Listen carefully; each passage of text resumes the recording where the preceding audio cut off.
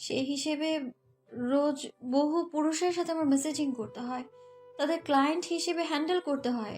আপনি এখন বলবেন সবার গায়ে পড়ি আমি, সবাইকে সিডিউস করি আমি?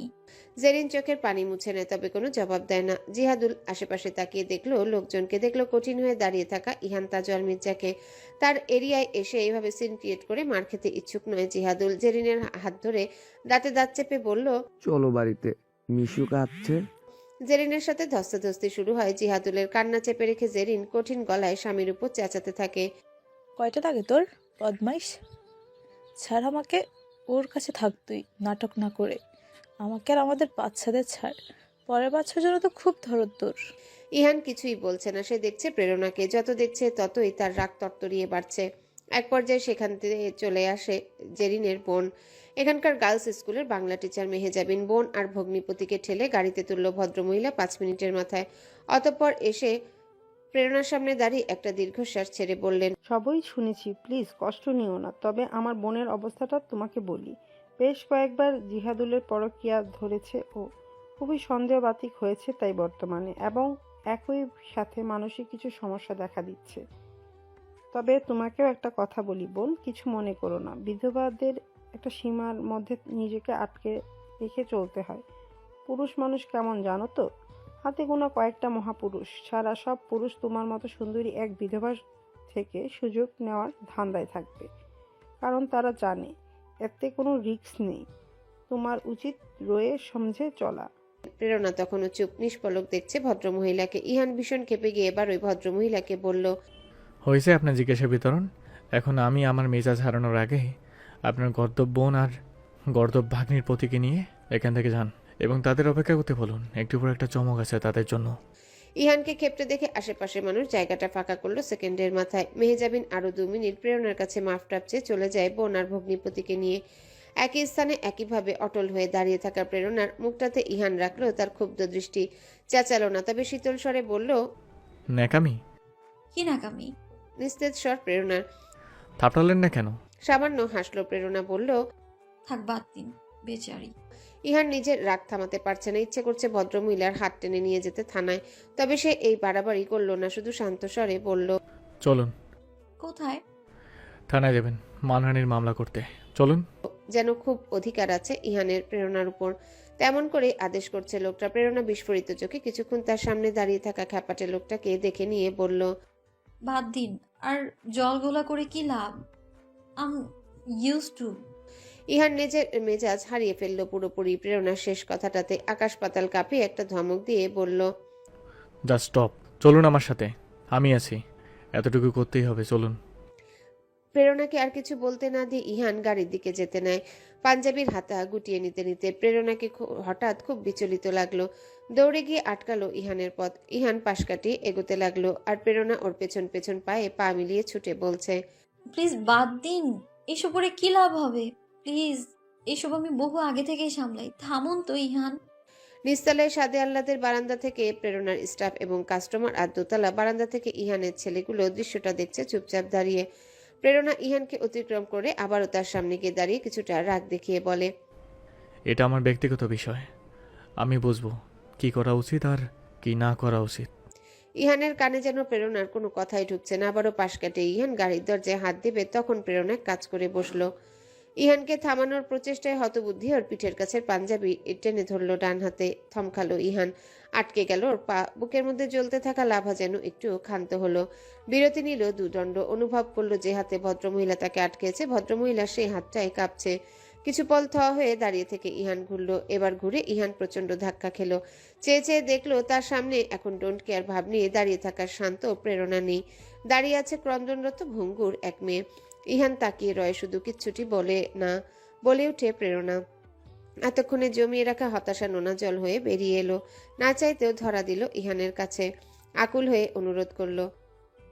ইহান নিস্পন্দ চোখে শুধু দেখেই যাচ্ছে প্রেরণাকে। প্রেরণা হাতটা সরিয়ে নিল নিজের, নামিয়ে নিল চোখ, তবে জায়গা থেকে নড়ল না। আবারও বলতে লাগলো, আমি ইউজ টু ইট। ইহান অনুভব করছে তার সামনে দাঁড়িয়ে থাকা মেয়েটাকে খুব করে। অনুভব করছে আগাগোড়া প্রেরণাকে। বিগত দিনগুলোতে ইহানের অন্তপুরে চলতে থাকা দোলাচল, যার সমাধান কেউ দিতে পারেনি ইহানকে। ভদ্রমহিলার চোখের নোনা জল ইহানের সেই দোলাচলের সমাধান দিল। ইহান পেল তার উত্তর, সত্যিই পেল। মুহূর্ত কাটে।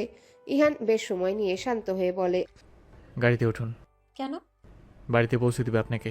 প্রেরণা একটু বিশ্রাম চাচ্ছিল, অমত করলো না ইহানের প্রস্তাবে। ভেতরটা ছটফট করছে যদিও, তবে আর বেশি প্রকাশ করলো না নিজের এলোমেলো ব্যক্তিত্ব এই মানুষটার সামনে। কি লাভ? মানুষটাকে সে বুঝে ফেলেছে আগাগোড়া। একে উস্কে দিতে চায় না প্রেরণা, কোনো কারণ দিতেও চায় না প্রেরণা।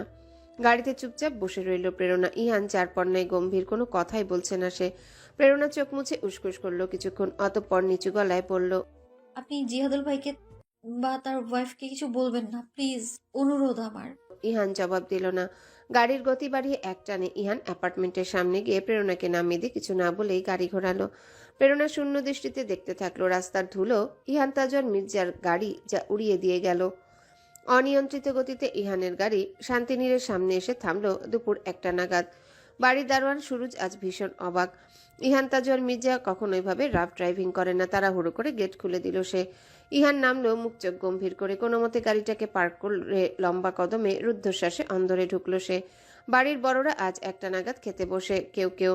খাবার টেবিলে বসেছে সামিন, ইলহাম, আলো, ঋতু, প্রণমিয়ার পরি। ইহানকে তখন দেখে সবাই অবাক হলো ভীষণ। ইলহাম বলল, তুই এখানে কেন? আজ তো ইসির বাসায় খাওয়ার কথা তো। ইহান জবাব না দিয়ে এগুলো। ওর জলদগম্ভীর মূর্তি দেখে সবার চোখে বিস্ময় খেলে যায়। ঋতু উঠে দাঁড়ায় ছেলের দুশ্চিন্তায়। সামিন তখন বলে ওঠে, বেশ, হাত ধুয়ে খেতে আসো, তোমার সাথে কথা আছে মেহেকের বিষয়টি নিয়ে। ইহান তখনও কিছুই বলে না। আরো 2 কদম এগিয়ে স্থির হয়ে দাঁড়ায় বাবা চাচার সামনে। সবাই ওকে চোখ বড় বড় করে দেখছে। ইহান দম ফেলল, মুখভঙ্গি পাল্টে গেল নিমিষেই। নিচু স্বর, তবে খুব দৃঢ়তা নিয়ে এবার স্পষ্ট করে বলল, পাপা, বড় বাবা, আমি প্রেরণাকে বিয়ে করতে যাচ্ছি এবং এটাই আমার বিয়ে নিয়ে সিদ্ধান্ত এবং এটাই সব কিছু, এটাই।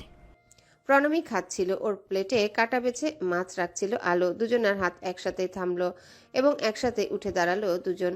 বাড়ির বাকি সবাই তখনও বেশ স্বাভাবিক। একই অবস্থা ঋতুর ক্ষেত্রেও। নিস্পন্দ চোখে তাকিয়ে আছে বড় ছেলের মুখের দিকে। তার হাতে ডালের বাটি, ওটা ধরেই দাঁড়িয়ে আছে। কথা বলে উঠল আলো। বিস্ময়ের দৃষ্টি মেলে তাকে ইহানকে বলল, প্রেরণাকে বিয়ে করতে চাস মানে? কোন প্রেরণা? আমাদের প্রেরণা? প্রণমী চমকে উঠে হাত চেপে ধরে নিজের অন্যায়। মেয়েটা পরবর্তী ঝামেলার বিশ্রী একটা ঘ্রাণ পেল। তৎক্ষণাৎ বুকটা কেঁপে উঠল মৃদু। ইরফান মির্জা কোথায়? সে কি আজ দেরি করে আসবে?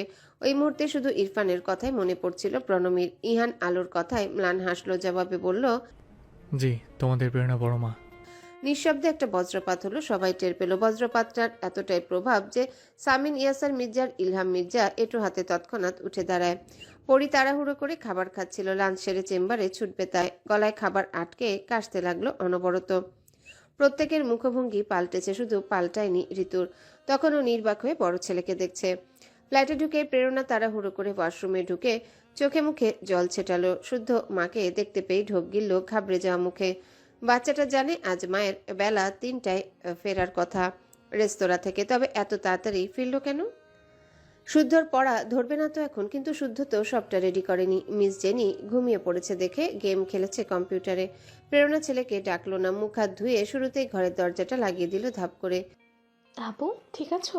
শরীর খারাপ? ভেতর থেকে নিস্তেজ মলিন স্বর ভেসে আসে প্রেরণার। কান্না চেপে রেখেছে, থেমে থেমে বলছে, একটু মাথা ব্যথার ওষুধ খেয়ে ঘুমাবো আমি। শুধুকে প্লিজ খাইয়ে দাও ইলু, আমাকে রাতের আগে ডাকবে না। ঝনঝন করে ডালের বাটি পড়ল ফ্লোরে। পরপর পড়ল 2টো গ্লাস এবং শেষে পড়ল ভাজার রূপচাঁদা মাছের ট্রেটা। হাঁপাচ্ছে ঋতু। বাড়ির সবাই যেন নীরব দর্শক হলো। সামিন, ইলহাম তখনও 2টো শব্দ উচ্চারণ করেনি। ইহান মায়ের দিকে শান্ত চোখে তাকিয়ে আছে।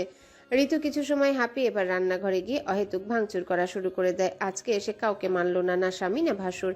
নিজের মনের জ্বলুনি কমানোর সর্বোচ্চ প্রচেষ্টায় সে।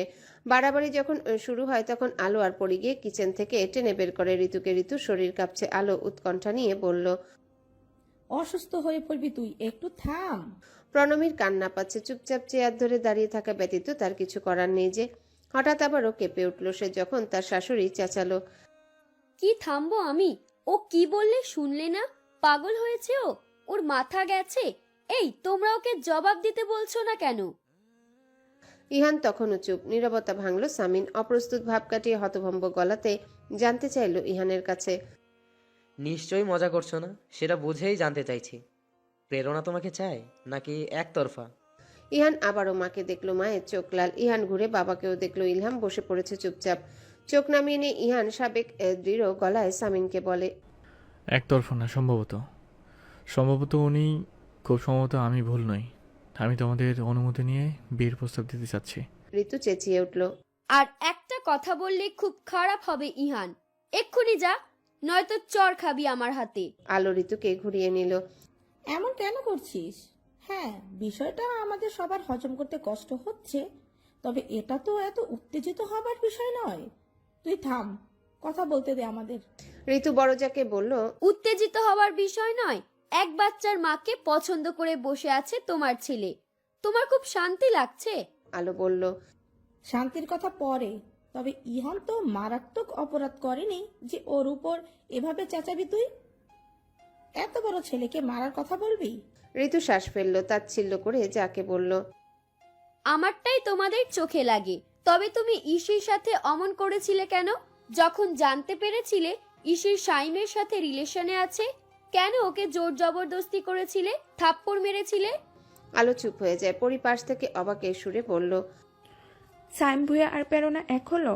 সাইম ভুয়ার বাড়িতে গেলে ইসির জান থাকতো।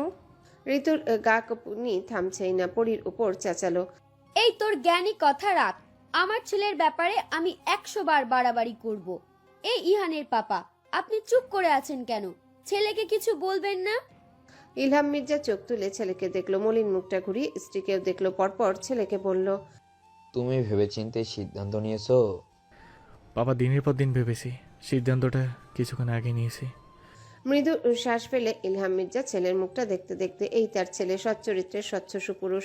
তার মতো যুবক বয়সের পাপ আর সব বদগুণ থেকে দূরে থেকেছে। ভীষণ মেধাবী, একাডেমিক জীবনে পরিশ্রমী থেকে কত মেডেল পেয়েছে। সদ্য আর্মিতে যোগদান করে সাহসিকতার জন্য মেডেল পেয়েছে।